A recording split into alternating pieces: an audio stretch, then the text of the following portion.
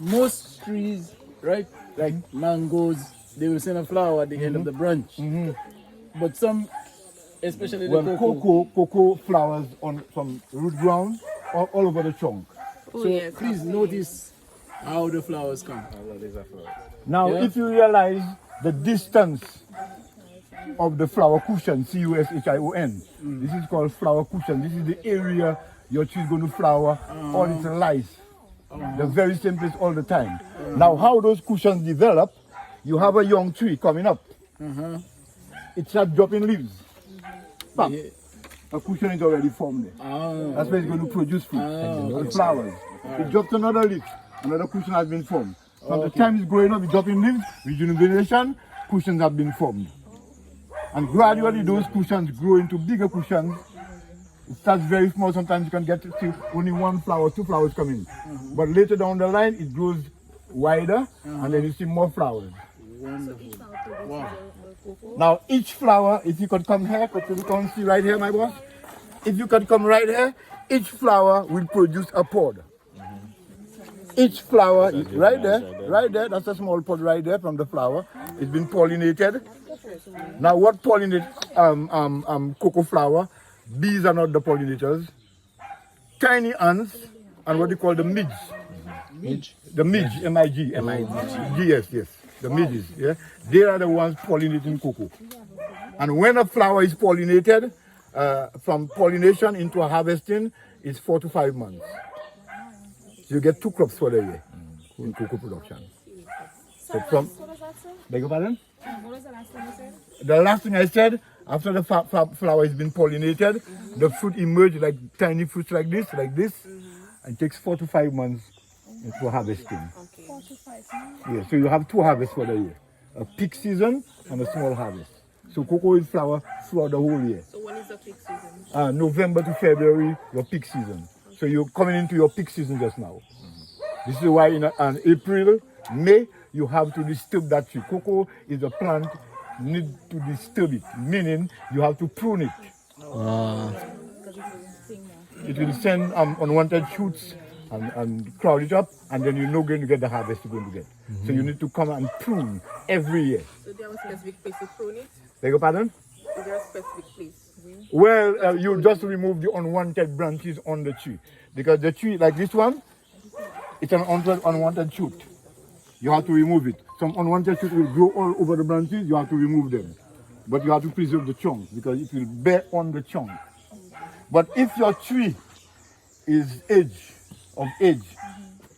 and then you notice production is low, if you have this is called a chupon.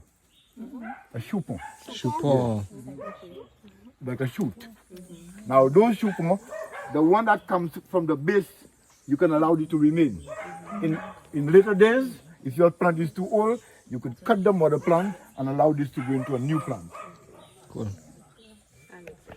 So your plant, your field always new. You go out in the field, you check those chupon. If the chupon is too high, because those that coming from the base, it have the tendency to send roots, to anchor it.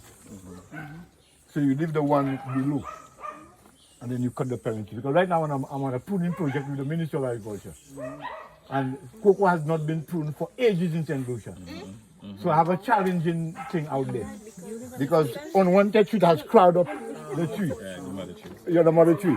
All chupons are gone. The tree is fighting for light. The height is too tall. You will not have a rod to start picking cocoa so high. So you have to bring it down. So you might have to cut it away. But at the same time, you have to form an umbrella shape with your cocoa tree. Okay. All what is going up in the sky, you have to cut this one. So it will be easier for you to harvest. Yes, sir. Great. Any more questions before we move? In terms of harvest, how do you go about doing that? Okay, in terms of harvesting, if you go and harvest a cocoa pod, like I'm going to show you right there, you don't just go to the tree. Watch what I'm doing. You don't just go to the tree. Like, before I go there, you see all those shoots? You have to remove those shoots. This is unwanted shoots, crowding up your tree. So you have to remove all those unwanted shoots and expose those out there. Now, if you're going to harvest a cocoa pod, you don't just go to the tree and just pull the pod. If you do this, you're going to damage production. for the entire year. You're going to damage the cushion where your flower is supposed to emerge. So you twist. If with a knife, you have a cocoa knife, you cut and you preserve the cushion. But by the hand, you twist, which is a tedious exercise. You twist to preserve the cushion. And it's going to continue flowering for you.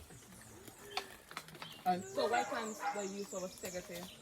Well, you can use a secateur. The moment you cut, that's what we want. Now, when we were children, you break the cocoa and you... And then it's soaked. Now, as No, you don't do students, that even. what you do, you break the cocoa and you soak, all right? Traditionally, you could use your hand. Thank you. All right, I know that. You don't have to tell me that. So she looking like Now, this it is called mucilage. It is a very slimy, protecting your seed. The mucilage has a reason for being there. The mucilage is around the seed to protect your seeds so that it will not germinate faster. It's a retarder for germination. It retards germination. What is the story all about? I noticed you're keeping another meeting.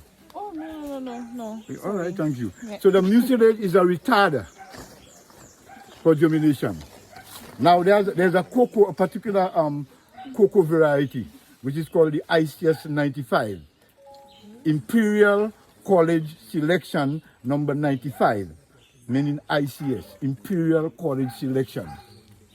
That's a breed of cocoa. It do not have much mucilage, so you find farmers has problem with them.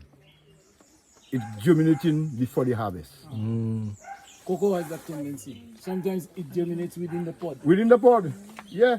So the more mucilage, the less germination you're going to get. Mucilage, and yeah, the mucilage, the slimy. This is what you're going to suck. Yes, take one. Right now, it's very slimy, you see? Too slimy. This is the mucilage. Now this mucilage around there, you can extract this and you can create a drink with this. Yes. You can make a cacao bellini, you can make a cacao martini. Yes, or bellini. You know, it's very nutritious. It's good for men. Not good for women. No, it's good for women, but men, it's an aphrodisiac also. Because cocoa has theobromine in there, which is an aphrodisiac. Okay? Don't give it to the It has, yeah, it has theobromine in it, you know, They're not married, so they which can't is say very good for your body. People who consume a lot of chocolate, they are happy people. Yeah, man. Because it will raise your serotonin level of your brain, make you think, make you smile, make you feel happy. So that explains why the old people used to have a lot of children. So it raised the serotonin level. People who this is why we have a lot of chocolate lovers in the world. It raises the serotonin level. It's very healthy. especially the dark one. The dark chocolate. It's very good for your health. Okay? So somebody wants to Okay. You can extract the jelly and create like a drink. a drink. How would they go about extracting it? Okay, how would you go about an It's actually extracting? nice, man. You can have your spatula or you can have your hot water and extract. I saw a video of a man. No, you don't put a lot of hot water. It's soaking in it. And then agitate. You extract it. Yeah, mixing it, yeah. You don't have to strain. You could make a lot of money doing Because what I am doing right now, sometimes when I come on the farm, I don't even have breakfast. I talk about 2 pods. And have energy, enough energy. Yes, enough energy. Now what my colleagues are doing now, there's a guy purchasing the liquid from me. To the farm, I come with a clean bucket, then I harvest the pod. Now the pod has the tendency for rats to interfere, so you wash the pod before cracking. Then I crack it, I set a little bucket for him. It's big money for that. Just the cocoa bean. Just the cocoa bean and you extract the juice. But if I have to extract it for him, it's a little more. Of course, that's my way. Okay? And plus you could sell the seeds for cocoa. You could dry the seeds, roast it, and then you can add value to it. More than 2 products. Cocoa is a commodity. You can turn that into so many different products. Truffles, chocolate, cocoa stick, cocoa block, cover chair, name it. It's a wide variety of things. You can do a lot of things with cocoa. Okay, I have a question. Yes. From seed to harvest, how long does that take? From seed to harvest. If you germinate a seed and you plant it out in the field, it's 18 months to 3 years. You're going to start getting production. Okay? But under care, under good care. It's not a matter of getting a cocoa plant it out there and forget about it. It needs attention just like any other crop. And any specific nutrients, like nutrient or pH needs? Well, if your soil is too acidic, it will not work too much. Okay. It will strive. But in St. Lucia, we have good volcanic and fertile soil. Okay, thank you. Now, Volcanic soil is very rich soil. in terms of the variety that you grow here. Well, right now I have about 4 or 5 different varieties here. I have a selective because I used to manage for Hotel Chocolat. I used to produce 45,000 plants at Hotel Chocolat to sustain the farmers out there. So I was the manager of the propagation station. And what I did for Chocolat, in order to maintain or to keep the quality of our cocoa, the fine flavor, I set up a gin bank, a gin plasm bank for them. Gin plasm bank meaning this is where you're going to go and get your scion. You grow from seed. I grow a specific one, resistant, which is the Imperial College Selection number 1. Very productive, resistant to disease. So I use it as my main stock. But I will still go to the gin bank and collect shoots like this and graft it onto my root stock. Cool. So I can get quick production. And I can maintain the variety of cocoa by grafting. Anything you take by seed, it has a possibility you can change down the line. Yeah. You understand? But I go to the gene plasm bank, I collect the scion, and then I graft it onto my root stock. Now you might find, if I use ICS1, which is this one, as my root stock, and then I graft Criollo variety onto my ICS1, it's possible that you can see red and green pods on the tree and yellow pod on the tree. Because what is happening, your root stock is growing from seed, you graft it, then your plant has the tendency to flower all over the trunk. So meaning you use number one, which is a red pod for your root stock, and then you use a yellow pod to graft, you can get 2 color pods on the tree. And I've been getting that here. That's amazing. So, Talk to me, you know. I'm just thinking, well, Majority of trees I have there, they are grafted. From there, that's the root stock, and the graft is from here up. so you can really play with the plant. You can really play with the plant. Any more questions before we move further? Yeah, you have a question, yes. So, as I was just looking at that leaf there, what do you say is the most common pest or disease? Well, the most common pest in cocoa is a beetle called rose beetle, R-O-S-E. Rose beetle, what the beetle does, it eats the foliage of your tree. You see? It becomes like a strainer like. It's in all your foliage. So photosynthesis will not take place because it has no foliage. It all the greenness of your plant. This is the most challenging pest, especially if you're just going to go into cocoa. They like to tackle the young trees with the young foliage. But as your cocoa goes high, you find that they're too hard. They will not interfere. But they will still come because if they cannot get the young ones, they will still come and penetrate and start to get the foliage. If they cannot get the foliage, they will tackle the back of your tree. And then you lose your whole plant. So how do you mitigate? How do you treat it? Well, the hair is a natural farm I have here. I don't use any chemical here. Organic. No pesticide, nothing. I create my own repellent for my cocoa. What I do a cocktail mixture with garlic, chive, baking soda, vinegar, cayenne pepper, and I do a cocktail mixture, put it in my mist blower, and I spray my field. Especially when my cocoa is young. That's how I started here. So I do a repellent. It will not kill the pest, but it repels the pest. I have a question. I know you sound like you have a lot of years of experience, but how long have you been at this? Well, how long I've been at this? From primary school, I was the best in agriculture in Solibus Primary School. Then a guy called Rudolph Sentil, he used to work with Minister of Agriculture. He came to the school, spoke to the principal, and asked him the best agriculture student in the school. And I was chosen.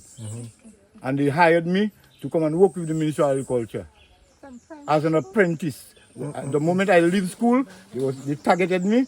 From primary school, I graduated from primary school, emerged into the Ministry of Agriculture. And I spent all my years with the Ministry of Agriculture. I used to do extension from Dennery back to Bouton Soufre. I work with the banana industry as a pest and disease control officer in the whole South. One man doing the whole South. I worked 14 years with the Ministry of with the banana unit. Yeah, Okay? Man. Then from there, I went to work. The Danes people came to St. Lucia, where they wanted to grow banana at River Dore. I managed the whole of River Dore Estate and Park Estate for them. I spent a good while with them. Then I move on them. No, I move on them because if the pay is not right, I move on them. I go back to the ministry. Stayed with the ministry. The project lapsed. I was working on a Chico project. Then I applied to Hotel Chocolat.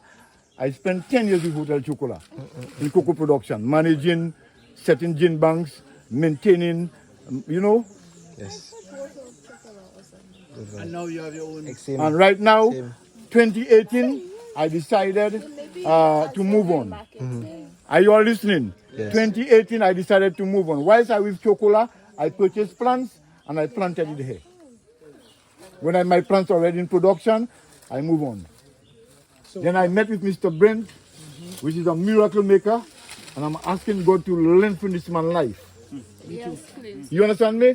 Met Brent, we had a discussion, show him my aim, my objective, you know what I want to give back to the community. Said, Mr. Gato, this is the man I want to work with. And from there, we sat down, we discussed it, we set proposals, we organized meetings, we form a group, we drag, we rise, we go back down, we drag up to now, we're trying to catch up. And right now with Mr. Brent, we are doing the hydrolysis, we are doing the composting, we are doing the compost, you know, we're doing the mushroom cultivation, name it. Oh, you do mushrooms? Yeah, we do mushroom. We have to talk. And the waste of the mushroom goes back into our compost making. Show them how the system is starting. So maybe we can go and take a look at the mushrooms and then we'll come out fertilizer, compost, fertilizer. Okay, we're moving on. Okay? Before you move on. Yeah, before we move on. Is that vine or? This is a vine. This is a nasty vine. Well, they call it in part of Godmo. But it covers your entire field if you don't destroy it. The root is on the mango tree. Yes. So take a ride, Juanita. We used to use it this as keeping rope before. We swing on it. Yes, okay. Any question before we move in? Because I noticed the group. No questions for now. Everybody? Your rock hard abs are not with you. Passing the shortcut.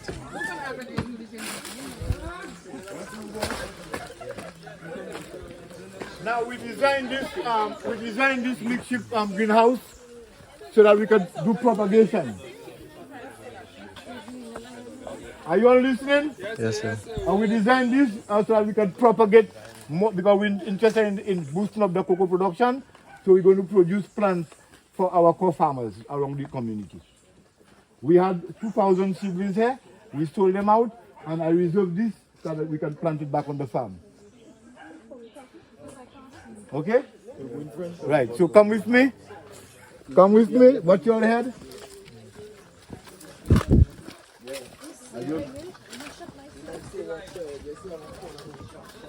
If you notice, this is our compost bin. This is our compost bin. If you realize,